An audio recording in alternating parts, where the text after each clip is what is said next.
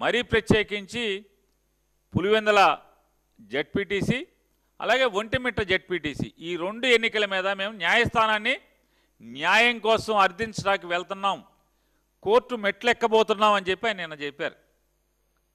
వెంటనే మళ్ళీ screen play మార్చుకున్నారు. అంటే పులివెందుల జెడ్పీటీసీ ఎలక్షన్ ఒకే రౌండ్లో మొత్తం కౌంటింగ్ అయిపోవాలంట. అంటే కోర్టు తలుపులు తెరిచేప్పటికీ, కోర్టు తాళాలు తీసి బూజు దులిపి జడ్జి గారు కుర్చీలో కూర్చునేప్పటికీ ఎన్నికైనట్టుగా ఈ ఎన్నికల పత్రం ఇచ్చేసేయాలి.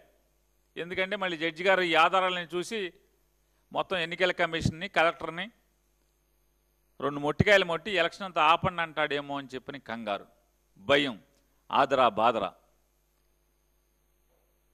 అంటే ఎన్నిక అయిందని పులివెందుల్లో మేము గెలిచామనేటువంటి ఇది గెలుపా? ఇది గెలుపా అని అడుగుతున్నాను. ఎవరిని మోసం చేస్తాను మీరేమనుకుంటున్నారంటే ఈ రాష్ట్ర ప్రజల్ని ఏమారుస్తున్నాము మహా తెలివితేటలతో 45 ఏళ్ల అనుభవంతో 45 ఏళ్ల అనుభవంతో ఈ ఆంధ్ర రాష్ట్ర ప్రజల్ని ఏమారుస్తున్నామనేటువంటి పగటి కళలతోనే మీరు ఇవాళ ఈ పులివెందుల ఎన్నికల్ని ఏ రకంగా జరిపారో. కానీ ప్రజల అమాయకులా? ఇట్లాంటి నారా చంద్రబాబు నాయుడు గారు లాంటి వాళ్ళని ఎంతమందిని చూసుకుంటారు? ప్రజలు ఎప్పటికీ అమాయకులు గారు. మీరెన్ని మసిపూసి మారేడుకాయలు చేసి ప్రజలకి చూపిద్దాం అనుకున్నా, పులివెందుల్లో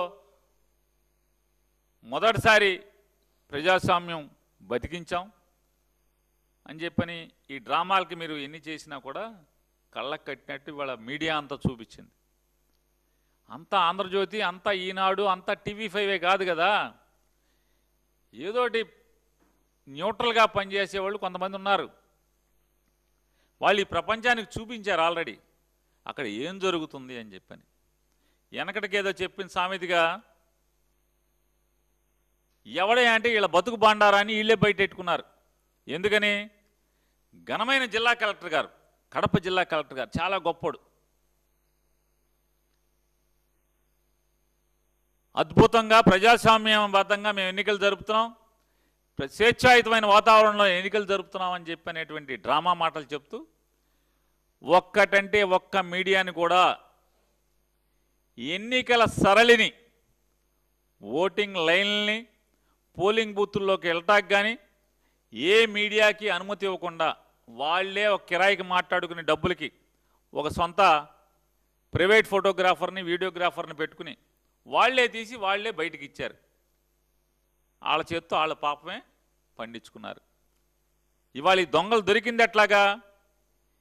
ఈ ప్రజాస్వామ్యం అనేటువంటి గొప్ప ఆలయంలో, ఈ గుళ్ళో, ప్రజాస్వామ్యం అనేటువంటి గొప్ప గుళ్ళో దొంగలు ఎవడయ్యా అంటే వీళ్ళే దొంగతనం చేస్తా, వీళ్ళు ఇచ్చినటువంటి సీసీ ఫుటేజీలు, వీళ్ళు ఇచ్చినటువంటి ఫోటోల్లోనే వీళ్ళు దొంగలు దొరికారు.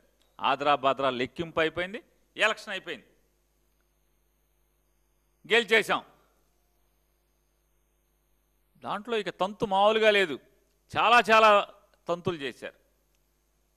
నిన్న మేము నారా చంద్రబాబు నాయుడు గారిని నీ 45 ఏళ్ళు 50 ఏళ్ల అనుభవాన్ని ప్రశ్నిస్తున్నాం.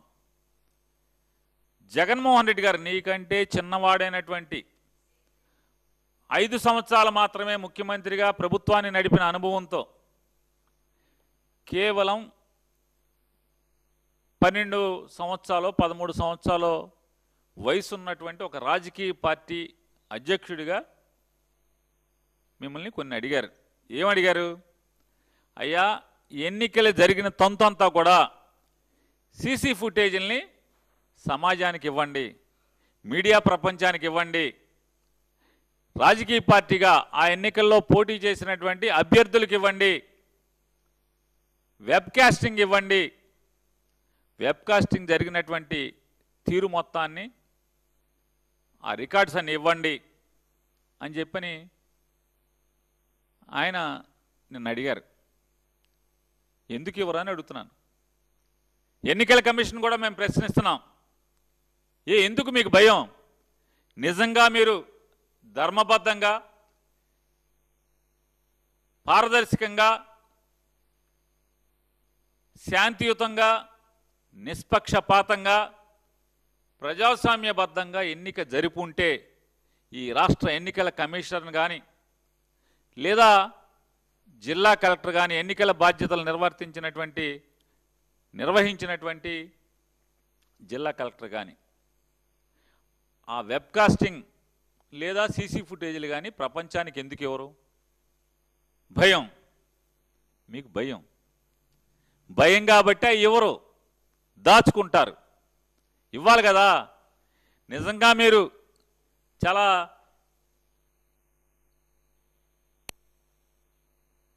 ఇంకా లోకేష్ గారు, కలెక్టర్ గారు, వీళ్ళందరూ చాలా ఉన్నాయి. మన జిల్లా కలెక్టర్ గారి బండారం ఏంటయ్యా అంటే,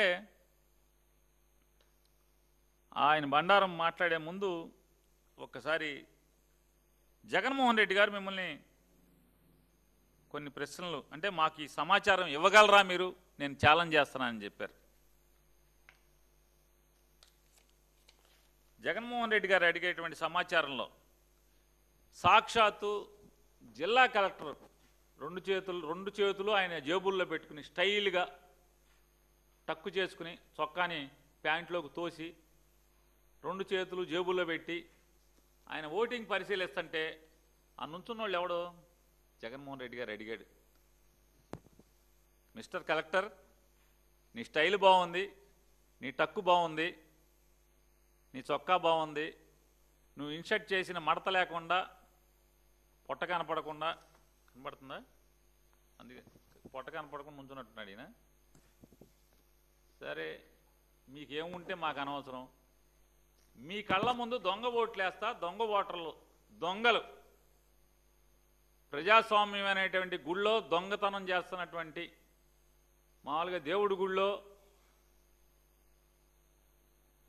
తీర్థపు గిన్నె, తీర్థపు చెంచా, గుళ్ళో గంటలు ఎత్తికే దొంగలు ఎట్టా ఉంటారో, ఈ ప్రజాస్వామ్యంలో దొంగోట్లు వేస్తున్నటువంటి ఈ దొంగలు ఎవరు? ఇదిగో వీళ్ళు మేము పలానా అని చెప్తున్నాం. ఆల్రెడీ జగన్మోహన్ రెడ్డి గారు చెప్పినటువంటిది. కలెక్టర్ గారు ముందు నుంచున్నటువంటి వాడు ఒకటి పేరు దస్తగిరి, తండ్రి పేరు నాగన్న, ఇంటి నంబర్ 1/10, వయసు 36 ఏళ్ళు, జమ్మలమడుగు అసెంబ్లీ కాన్స్టిట్యున్సీ. మరి ఈ ఎటా ఓటేస్తున్నాడు? కలెక్టర్ ఎదురుగుండా, కలెక్టర్ విట్నెస్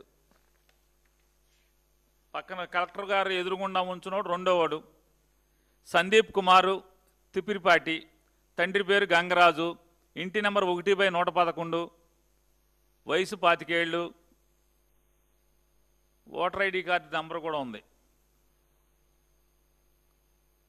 RGS 0916637.